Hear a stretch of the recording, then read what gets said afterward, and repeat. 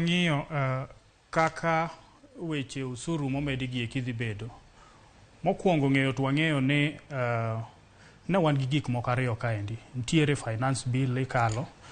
At the same time ne wantiere gi budget side mar kaka pesa dhi tiyo. King'iyo adiera makende, sama piny loso budget, onego bed ni budget dhi miyo ngima mar jopiny bedo maber. Mane momiyo budget allocation gini itimo. King'iyo ka pesa okawe, owacho ni otere e sector mar health. Manyiso ni onego bed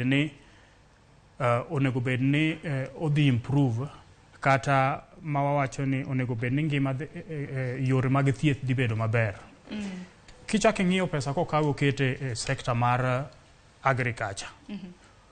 Okawe, owach kata ni nitiere pesa kaka mane oketi, owach ni kata mana kor karech koni endi. Onego bed ni odhi improve that sector. Koro king'iyo generally, allocation koketi in terms of budget, onego bed ni odhi improve ngima mar ji. But ngima nyalo bedo maber kata obedo marach. Obiro bedo maber ka pesa gieki otigodo kaka oket gi noendo.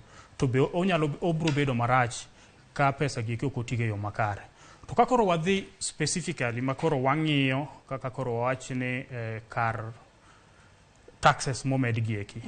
King'iyo VAT ma wawacho ni omede oaya ata malo mar 8 odhi 16.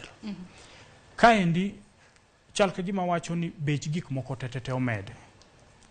Ki imedo pesa e mafuta, joma nigi kembe kande, sama koro gidwa timo production gimoro